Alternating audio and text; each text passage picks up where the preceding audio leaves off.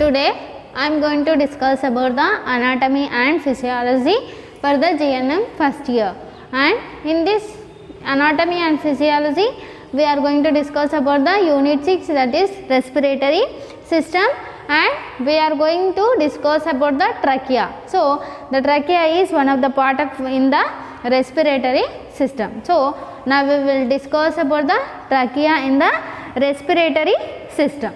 So the trachea is trachea or windpipe is continuation of larynx and extends downward to level of fifth thoracic vertebrae. So the trachea is like a windpipe. So the trachea become a like windpipe, and the trachea is continuation of larynx and extends downward to the level of fifth thoracic vertebrae. So the trachea can be situated and from the larynx and downward from the above, the continuation from the above larynx and downward to the level of fifth thoracic vertebrae. There is a 12 thoracic vertebrae. So in this fifth thoracic vertebrae the trachea can be located. So at the level of the fifth thoracic vertebrae the trachea can be situated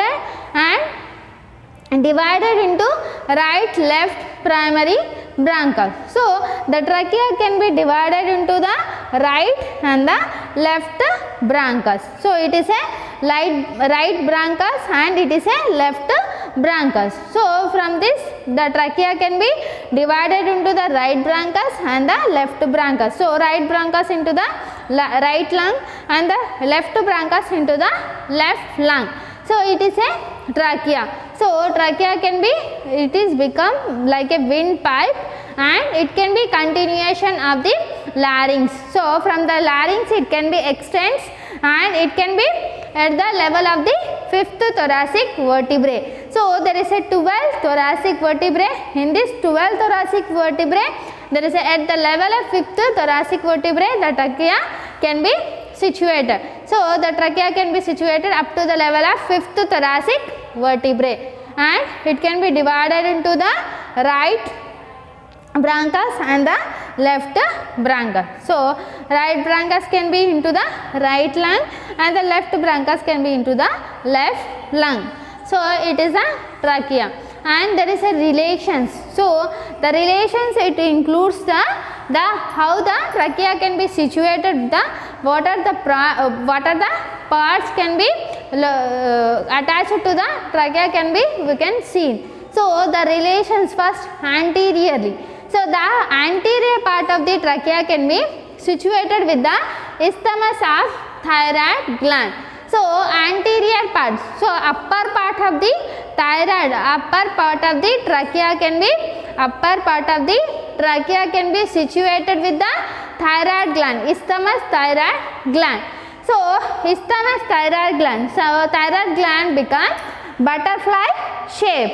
So the butterfly shape and this butterfly to butterfly shape, and it can be the butterfly shape and it can be both the butterfly means anterior part of the trachea can be situated with the isthmus of the thyroid gland. So upper part of the trachea can be situated with the isthmus thyroid gland. So isthmus thyroid gland, there is a thyroid gland become butterfly shape. So the two wings can be the butterfly shape and the two wings can be connected by the tissue. So the two wings of the thyroid gland can be joined together by the tissue. It is called as isthmus. So anteriorly the isthmus of thyroid gland. So upper part of the thyroid gland can be, upper part of the trachea can be connected with the isthmus thyroid gland. So thyroid gland, it is a butterfly shape and the two wings of the thyroid gland can be joined together by the tissue. So it is called as isthmus. There is a isthmus thyroid gland, and anteriorly the trachea can be situated with the isthmus thyroid gland and lower part arch of aorta and the sternum. So the lower part of the trachea can be connected with the arch of the aorta. So this one is the arch of aorta. So the lower part of the trachea can be connected with the arch of aorta. This is the arch of aorta. So the lower part of the trachea can be connected with the arch of aorta and the sternum. Sternum become sternum, it is a become center of the, it can be located center of the chest. So the sternum can be situated center of the chest, and it is also known as breastbone, and the sternum can be connected with the ribs.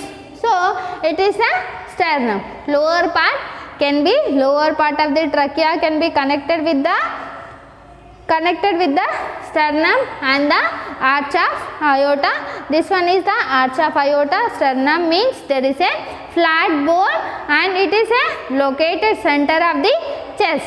So there is the sternum can be connected with the ribs and it is a sternum. So lower part can be connected with the arch of aorta and the sternum. Next one is posterior part of the trachea can be attached to the esophagus. So this one is esophagus, back of the trachea. So the posterior part of the trachea can be connected with the esophagus. So the posterior part of the trachea can be connected to the esophagus. And next one is superiorly. So superior part of the trachea can be connected with the larynx. So it can be superior part of the trachea. So it can be connected with the larynx. So it is a superior part. And next one is inferiorly. So inferior part of the trachea can be divided into the right bronchus and the left bronchus. So the trachea, inferior part of the trachea can be divided into the right bronchus and the left bronchus. So right bronchus can be entered into the right lung and the left bronchus can be entered into the left lung. And next one is laterally. So laterally the lungs and the lobe of the thyroid gland can be connected.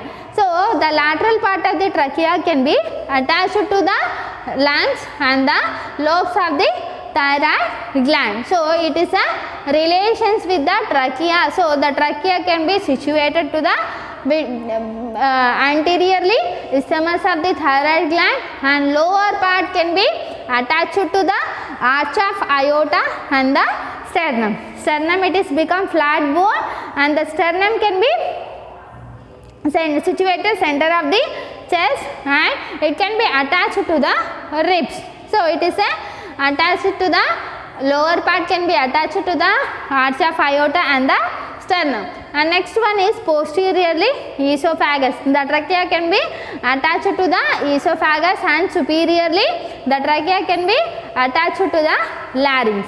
And inferiorly right and left bronchi, and laterally the lungs and lobes of thyroid gland. So next one, structure of the trachea. So it has a fibroelastic wall. So it becomes fibroelastic wall and it can be supported by the cartilaginous skeleton and formed by C-shaped rings, and there is a rings are 60 to 20 in number. So the trachea can be, there is a trachea, it is a fibroelastic tissue. So the fibroelastic wall and the supported by the cartilaginous skeleton. So there is a cartilaginous means it is become flexible, become soft, and there is a formed by the C-shaped rings. So the trachea can be in a C-shaped rings. So the trachea can be consist of C-shaped rings. So it is a cartilaginous skeleton formation and by C-shaped rings, and the rings can be consist of 16 to 20 in number. So in this trachea there is a rings included 16 to 20 in number. So there is a rings which are situated in the trachea, it can be 16 to 20. So there is a number of rings in the trachea 16 to 20. So it is a become the rings, it can be 16 to 20 which are the located in the trachea, and there is a functions of trachea. So the main functions of the trachea include, first one is support. So there is a support, the tracheal cartilages hold the trachea. So there is a support, there is a tracheal cartilage can be support the trachea to hold the trachea. So there is a tracheal cartilages can be involved in the to support the trachea and allow the flexibility, so the head and neck can be move freely without any obstruction. So there is a support can be done by the support can be done by the tracheal cartilages. So because of this tracheal cartilages, and we can flex the trachea, so very easily without any obstruction we can bend the neck and head, we can rotate the head and neck, and we can bend the neck also. So because of this cartilage there is a flexibility of the trachea. So it can be support the tracheal cartilages can be support the trachea, and it can be holds the trachea, and so that there is a allow the flexibility of the head very freely without any obstruction. So there is no obstruction, we can very freely we can move the head, and because of this tracheal cartilages. So there is a support, one of the function. Next one is there is a cuff reflex. So there is a cuff reflex includes the there is a abdominal and respiratory muscles can be contract. So there is a abdominal and respiratory muscles can be contract, and suddenly the air can be expelled out. So the air is released under the pressure and expelling the mucus. So because of the respiratory and the abdominal muscle contraction, the air can be released under the pressure, and by this pressure there is a expelling of mucus or the foreign materials from the mouth. So it is a cuff reflex, and there is a functions of trachea include, first one support, and the tracheal cartilage can be helps in the to hold the trachea and allows the flexibility of the neck, and there is a next function is cuff reflex. There is a respiratory and abdominal muscles can be contracted, and the air can be released in under pressure, and the mucus can be expelled out. Her mucus or the foreign materials can be expelled out. So it is called as cuff reflex, and these are all the functions of the trachea. So thank you.